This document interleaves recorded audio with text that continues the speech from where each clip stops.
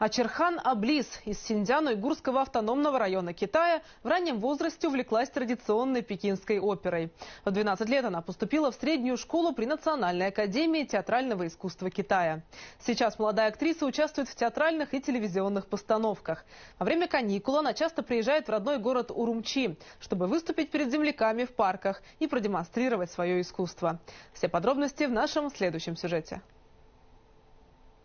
Многие люди могут задаться вопросом, зачем в Синьцзяне изучать пекинскую оперу. Героиня этого сюжета считает, что ответ прост. Будь то пекинская опера, спектакли драматического театра или народные песни и танцы, все это сокровища китайской культуры. Эти виды искусства могут быть тесно связаны друг с другом, особенно в таком многонациональном регионе, как Синьцзян. Здесь они продолжают развиваться, становясь все более привлекательными для современных зрителей.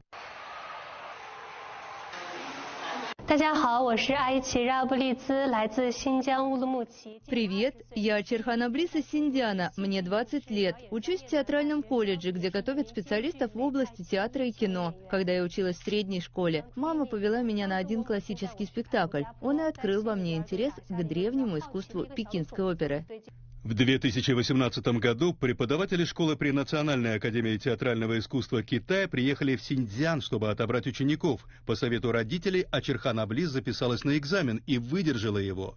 Но после того, как начались занятия, девушка обнаружила, что многие ее одноклассники умеют гораздо больше, чем она. Неудивительно, ведь они начали обучаться искусству пекинской оперы в возрасте 5-6 лет, а Ачерхан поступила в эту школу, когда ей было 12.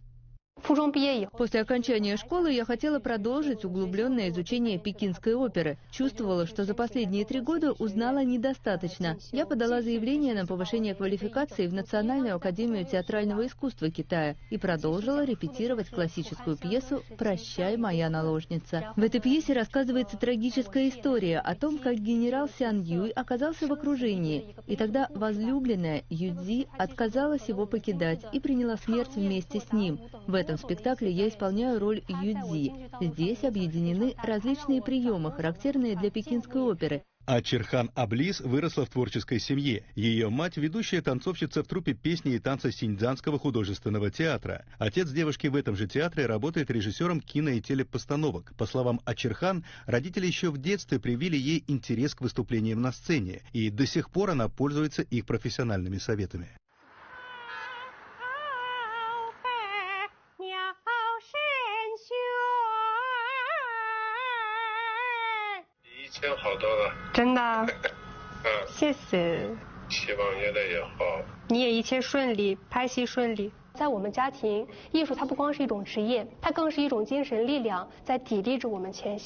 Когда Ачерхан Аблис возвращается в свой родной город Урумчи на каникулы, она обязательно заходит в парк, наблюдает за тем, как местные жители поют, танцуют, играют на разных музыкальных инструментах и иногда присоединяется к ним.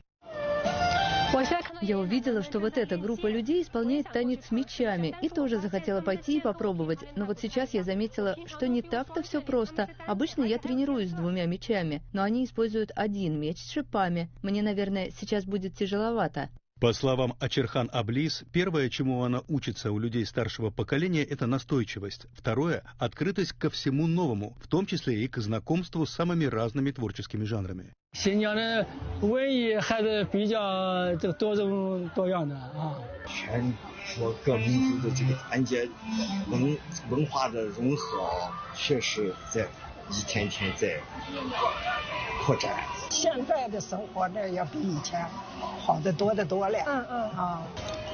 Когда я выступаю перед местными жителями в Урумчи, по их глазам вижу, как они поддерживают меня и понимают, насколько это непростое искусство. Для Ачерхан Аблис это прежде всего возможность продемонстрировать землякам, чему она научилась за эти годы.